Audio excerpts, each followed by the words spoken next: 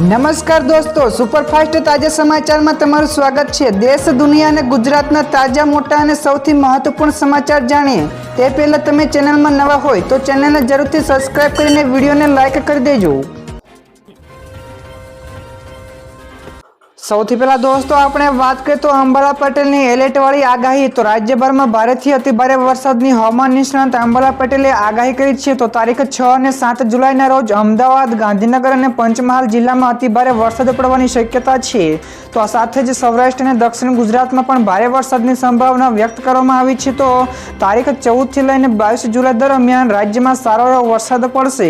તો દોસ્તો ઉલ્લેખનીય છે કે અમદાવાદમાં પણ હાલ ફરી એક વખત ગરમીથી લોકો કંટાળી રહ્યા છે। તો દોસ્તો બીજા સૌથી મોટા સમાચાર સામે આવ્યા છે। ગઈકાલે મધ્ય ગુજરાત સહિત મહેસાણા અને સાબરકાંઠામાં ધોધમાર વરસાદ પડ્યો હતો। તો મહેસાણા અને સાબરકાંઠાના ઘણા બધા વિસ્તારોમાં ધોધમાર વરસાદ ખાબક્યો છે। તો સારા વરસાદના કારણે કડીના અનેક વિસ્તારોમાં પાણી ભરાઈ ગયા હતા। તો કડીમાં આવેલા ઘણા બધા અંડરબ્રિજોમાં પણ પાણી ભરાઈ ગયા હતા। તો આ તરફ સાબરકાંઠાના હિંમતનગર, કાંકણોલ, બેરણા, આંગિયોલ, ઈડર, પ્રાંતિજ, વડાલી, તલોદ સહિતના ઘણા બધા વિસ્તારોમાં ગાજવીજ સાથે ધોધમાર વરસાદ પડ્યો હતો। તો દોસ્તો ગઈકાલે તમારા વિસ્તારમાં પણ વરસાદ હતો કે નહીં, ફટાફટ નીચે કોમેન્ટમાં લખીને જણાવજો।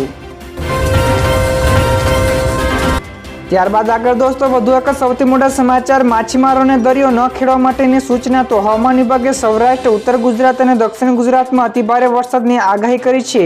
તો હવામાન વૈજ્ઞાનિક રામાશ્રય યાદવે હવામાન અંગેની આગાહી કરતા જણાવ્યું કે 2 દિવસ સમગ્ર રાજ્યમાં મેઘમહેરની ચેતવણી આપી છે। તેમજ ભારે વરસાદના પગલે આવનારા 5 દિવસ માછીમારોને દરિયો ન ખેડવાની પણ ચેતવણી આપવામાં આવી છે। તો આજે પણ દક્ષિણ ગુજરાતના સુરત, નવસારી, વલસાડ, દમણ, દાદરા નગર હવેલીમાં ભારેથી અતિભારે વરસાદની શક્યતા છે। ત્યારબાદ દોસ્તો બીજા સૌથી અગત્યના સમાચાર, સોના અને ચાંદીમાં ચમક। તો ગઈકાલે સોના અને ચાંદીના ભાવમાં વધારો જોવા મળ્યો હતો। તો ગઈકાલે 24 કેરેટ સોનું 209 રૂપિયા વધીને 72,435 રૂપિયા પ્રતિ 10 ગ્રામે થયું છે। જ્યારે 22 કેરેટનું સોનું 66,351 રૂપિયા અને 18 કેરેટનું સોનું 54,326 રૂપિયા પ્રતિ 10 ગ્રામ પર આવી ગયું છે। તો ચાંદીની વાત કરીએ તો ચાંદીમાં પણ 145 રૂપિયા મોંઘી થઈને 89,843 રૂપિયા પ્રતિ કિલો પર પહોંચી ગઈ છે। ત્યાર પછી બીજા સૌથી મહત્વપૂર્ણ સમાચાર, પેન્શનર્સ અને કર્મચારીઓ માટે ખુશખબર। તો ગુજરાતમાં 9.44 લાખ પેન્શનર્સ તેમજ કર્મચારીઓ માટે સારા સમાચાર સામે આવ્યા છે। તો 7મા પગાર પંચનો લાભ મેળવતા રાજ્ય સરકારના કર્મચારીઓને કેન્દ્રના ધોરણે મોંઘવારી ભથ્થામાં 4% વધારો જાહેર કરાયો છે। તો આ લાભ 1 જાન્યુઆરી 2024 થી લાગુ પડશે। તો 1 જાન્યુઆરી થી 30 જૂન 2024 સુધીની તફાવતની રકમ 3 હપ્તામાં પગાર સાથે ચૂકવાશે। જ્યારે સરકાર એવિયર્સ પેટે કુલ 1129.51 કરોડ રૂપિયા કર્મચારીઓને ચૂકવશે।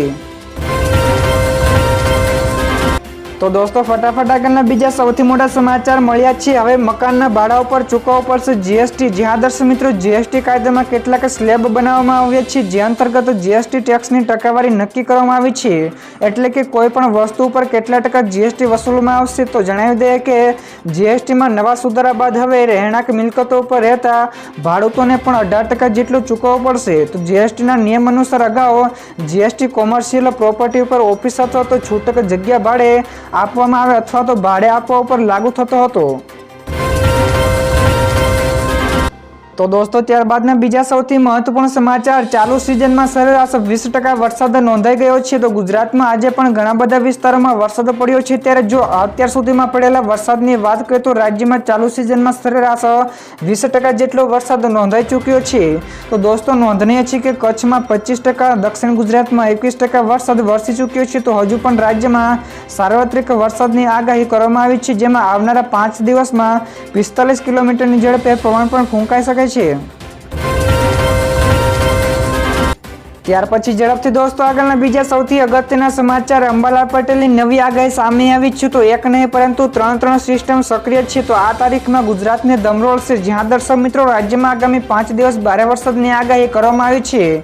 જેમાં રાજકોટ, જામનગર, અમરેલી, ભાવનગર, મોરબી, જૂનાગઢમાં ભારે વરસાદ પડશે। તેથી માછીમારોને આગામી 5 દિવસ સુધી દરિયો ન ખેડવાની પણ સૂચનાઓ આપવામાં આવી છે। તો દક્ષિણ ગુજરાત અને ઉત્તર ગુજરાતમાં પણ સાયક્લોનિક સર્ક્યુલેશન સક્રિય બન્યું છે. તો ગત જૂન મહિનામાં વરસાદમાં 12% જેટલો ઘટાડો નોંધાયો હતો. જ્યારે ગુજરાતમાં સૌરાષ્ટ્ર અને કચ્છ ઉપર નવી સિસ્ટમ બંધાઈ છે. તો ગુજરાતમાં હાલમાં 3 સિસ્ટમ બનાવવામાં આવી છે. તો એક દક્ષિણ ગુજરાત તરફ, બીજો ઉત્તર ગુજરાત તરફ છે અને ત્રીજો રાજસ્થાન તરફ છે. તો આ સિસ્ટમના કારણે વરસાદી ગતિવિધિઓ વધી છે, જેના કારણે સમગ્ર જુલાઈ માસમાં દરમિયાન ગુજરાતમાં વરસાદી ગતિવિધિઓ ચાલુ રહેશે.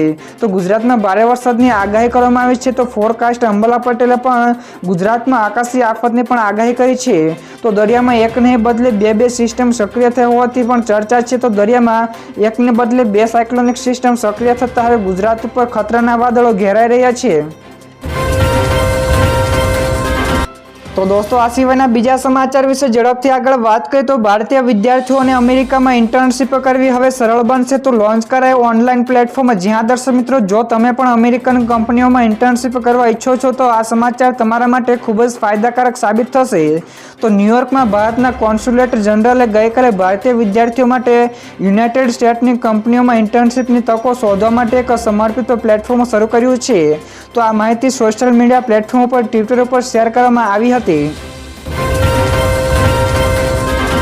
તો દોસ્તો, ત્યારબાદના બીજા સૌથી મોટા સમાચાર સામે આવ્યા છે. વડાપ્રધાન મોદી રશિયા અને ઓસ્ટ્રેલિયાના પ્રવાસે જશે અને જાણો તેમનો કાર્યક્રમ. તો વડાપ્રધાન નરેન્દ્રભાઈ મોદી હાલમાં જ ઇટાલીના પ્રવાસે ગયા હતા, ત્યારે હવે રશિયા અને ઓસ્ટ્રેલિયાના પ્રવાસે આગામી દિવસોમાં જશે.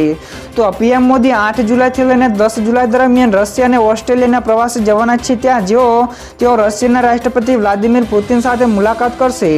તો યુદ્ધ બાદ પહેલીવાર રશિયા જશે. તો આખી દુનિયાની નજર પીએમ મોદીના પ્રવાસ ઉપર રહેશે, કેમ કે યુક્રેનના યુદ્ધ બાદ પહેલીવાર રશિયા જવાના છે.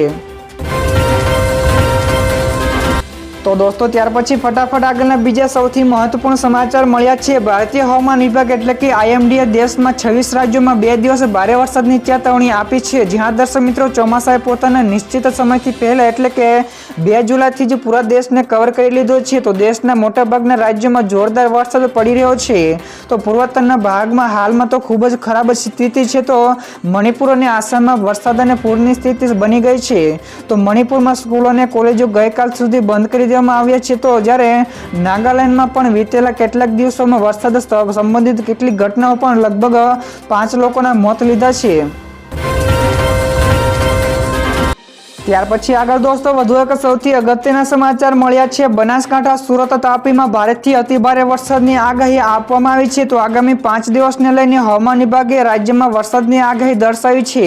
જેમાં રાજ્યના દક્ષિણ ભાગમાં સાયક્લોનિક સર્ક્યુલેશન સર્જાયું હોવાથી તથા દક્ષિણ ગુજરાતમાં એક ઓફશોર ટ્રફ સર્જાયું હોવાથી આજે દક્ષિણ ગુજરાતના કેટલાક જિલ્લાઓમાં તથા ઉત્તર ગુજરાતના કેટલાક જિલ્લાઓમાં અત્યંત ભારે વરસાદની શક્યતા છે.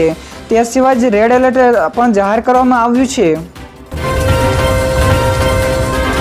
તો દોસ્તો, ત્યાર પછીના બીજા સમાચાર શેર માર્કેટ વિશે મળ્યા છે. તો ગઈકાલે નિફ્ટી ઓલ ટાઈમ હાઈને ટચ કરી આવી છે. જ્યાં દર્શક મિત્રો, શેર બજારમાં ગઈકાલે ઓલ ટાઈમ હાઈની સપાટીને ટચનો માહોલ જોવા મળ્યો હતો. તો ટ્રેન્ડિંગ સેશન્સના અંતે બેસી સેન્સેક્સમાં 83 પોઈન્ટ વધીને 80,070 અંક ઉપર બંધ રહ્યો, જ્યારે NSE નિફ્ટીનો સૂચકાંક 13 અંક વધીને 24,304 અંક ઉપર બંધ રહ્યો હતો.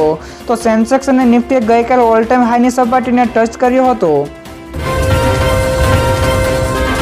ત્યાર પછી દોસ્તો, આ સિવાયના બીજા સમાચાર વિશે ફટાફટ વાત કરીએ તો અમિત શાહ આજે ગુજરાત આવવાના છે. તો કેન્દ્રીય ગૃહમંત્રી અમિત શાહ ગુજરાત આવી રહ્યા છે. તો આજે રાત્રે તેઓ અમદાવાદ આવશે. તો 6 જુલાઈના દિવસે આંતરરાષ્ટ્રીય સહકારિતા દિવસની ઉજવણી કરવામાં આવશે, જે અંતર્ગત ગાંધીનગરના મહાત્મા મંદિર ખાતે સહકાર સે સમૃદ્ધિ કાર્યક્રમનું આયોજન પણ કરાયું છે, જેમાં અમિત શાહ હાજર રહેશે.